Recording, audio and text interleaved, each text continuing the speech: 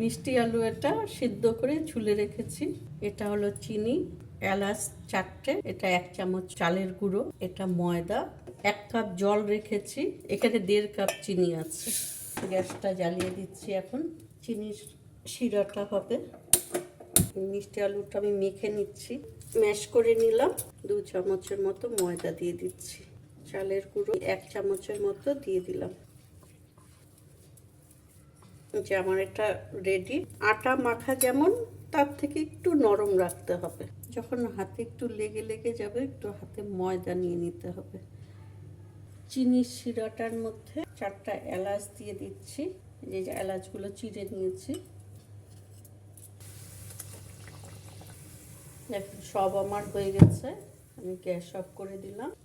আগে যে দুটো করেছিলাম কত দেখুন নরম হয়ে গেছে। এই যে তৈরি মিষ্টি আলুর জিলিপি।